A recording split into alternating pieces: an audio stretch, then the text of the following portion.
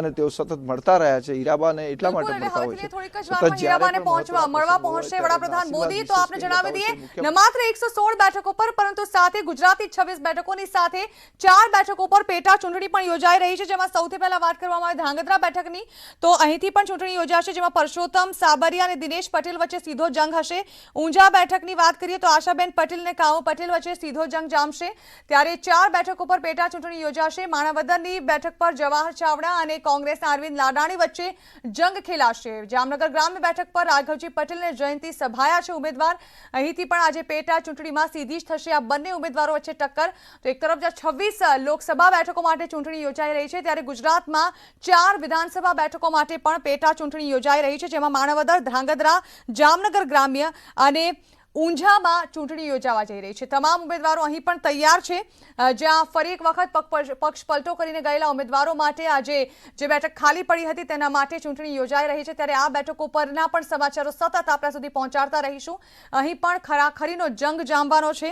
એક તરફ આશાબેન પટેલ કે જેઓએ કોંગ્રેસનો સાથ છોડી કેસરીઓ ધારણ કર્યો હતો, તેવા આશાબેન પટેલ એકવાર ફરી ઊંઝા વિધાનસભા બેઠક પરથી ચૂંટણીમાં પેટા ચૂંટણીમાં ઝંપલાવી રહ્યા છે।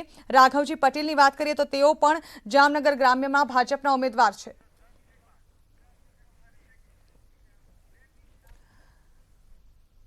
તો થઈ ચૂક્યો છે સમય, 6:50 કલાક થઈ ચૂક્યા છે અને બરાબર 10 મિનિટ બાદ ગુજરાત કરશે મતદાન। પોતાની 26 બેઠકો માટે જંગી મતદાન કરશે ગુજરાત। હવેથી લઈને થોડીક જ વારમાં એટલે કે માત્ર 10 મિનિટ બાદ મતદાન પ્રક્રિયા શરૂ થઈ જશે। લગાતાર 6 કલાક સુધી આપ આપના મતાધિકારનો ઉપયોગ કરી શકો છો, ત્યારે હવેથી લઈને 10 મિનિટની અંદર અનેક દિગ્ગજોના ભાવિનો ફેસલો, આવનારા 5 વર્ષ આપનું ભવિષ્ય આપ નક્કી કરશો। માત્ર 10 મિનિટ બાદ એટલે કે બરાબર 7ના ટકોરે દેશનો સૌથી મોટો લોકોત્સવ મતોત્સવની શરૂઆત થશે। જી હા, બરાબર 7 કલાકે મતાધિકારનો ઉપયોગ કરશે ગુજરાત। ફરી એકવાર જંગી મતાધિકારનો ઉપયોગ કરવામાં આવશે। તો હવેથી લઈને થોડીક જ વારમાં જ્યારે મતદાન શરૂ થશે તે પહેલા જ મતદાન બૂથની બહાર જે ઉત્સાહિત મતદારો છે તેઓનો જુસ્સો અને જઝ્બો જે છે જોવા જેવો છે। 10 મિનિટની વાર છે, પરંતુ તે પોતાના મતાધિકારનો ઉપયોગ કરીને પોતાની હક અને પોતાની ફરજ સમજીને કઈ રીતે મતદાન મથકની બહાર ઉભેલા જોવા મળી રહ્યા છે। આપ જોઈ રહ્યા છો જે પ્રકારે એક વખત વડાપ્રધાન મોદીએ પણ કહ્યું હતું કે પછી જલપાન પણ પહેલા મતદાન, ત્યારે કદાચ આ તમામ ઉમેદવારો જે છે, તમામ જે મતદારો જે છે, ઉમેદવારોનું ભાવિ નક્કી કરવા માટે અહીંથી 10 મિનિટ પહેલા જ આવી પહોંચ્યા છે, જ્યાં પોતાના વોટિંગ કાર્ડ સાથે તેઓ પહોંચ્યા છે અને થોડીક જ વારની અંદર તેઓ પોતાના મતાધિકારનો ઉપયોગ કરશે। મત આપવો કેટલું મહત્વનું છે તે કદાચ આ બૂથની બહાર ઉભેલા મતદારોને જોઈને ખબર પડી જાય। ત્યારે રાજકોટની આ તસવીરો છે, મતદારોમાં મતદાનને લઈને કેટલો ઉત્સાહ છે તે આપ જોઈ શકો છો।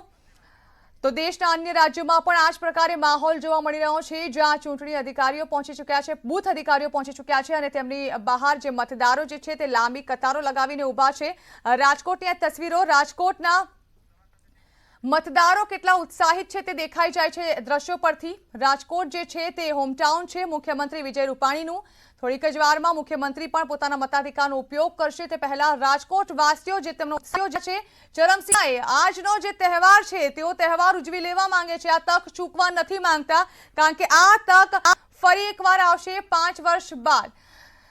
ત્યારે એક તરફ જ્યાં 7 કલાકથી મતદાન શરૂ થઈ જશે ત્યાં તે પહેલા જ 12 વાગ્યા પહેલા જ મતદાન નોંધાય, વધુ ટકાવારી નોંધાય તેવી શક્યતા। 12 થી 4નો જે સમયગાળો હશે તેમાં કદાચ ઓછી સંખ્યામાં ઓછી ટકાવારીમાં મતદાન થાય તેવી શક્યતા, કારણ કે ગરમીનો પારો જે પ્રકારે હવામાન વિભાગે આગાહી કરી છે 40 કરતા ઉપર રહેશે, લગભગ 41 ડિગ્રીથી 43 ડિગ્રી સેલ્સિયસ તાપમાન રહેશે। ત્યારે આ પ્રકારે બળબડતા તડકામાં મતદાન પોતાના મતાધિકારનો ઉપયોગ કરતા પહેલા જ 12 વાગ્યા પહેલા જ કદાચ મોટાભાગના મતદારો પોતાના મતાધિકારનો ઉપયોગ કરી શકે અને ત્યારબાદ કદાચ બપોરના સમયે મતદાનની ટકાવારી ઓછી નોંધાય તેવી શક્યતા। પરંતુ ન્યૂઝ 18 ગુજરાતી સતત અપીલ કરી રહ્યું છે મતદાન માટે। આ સાથે જ વડાપ્રધાન નરેન્દ્ર મોદીએ ટ્વીટ કર્યું છે, સમાચારો મળી રહ્યા છે, હું થોડી જ વારમાં મતદાન કરીશ। વડાપ્રધાન મોદીનું ટ્વીટ, મતદારોને વધુ મતદાન કરવાની વડાપ્રધાને અપીલ કરી છે।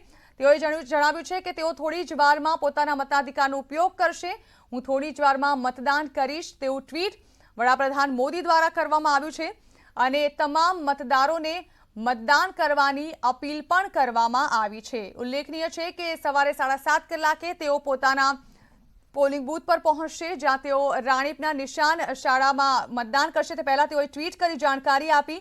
તેઓએ કહ્યું છે કે હું થોડીક જ વારની અંદર પોતાના મતાધિકારનો ઉપયોગ કરીશ, મતદાન કરવા પહોંચીશ। સાથે જ તમામે તમામ મતદારોને મતદાન કરવાની અપીલ પણ વડાપ્રધાન મોદી દ્વારા કરવામાં આવી છે।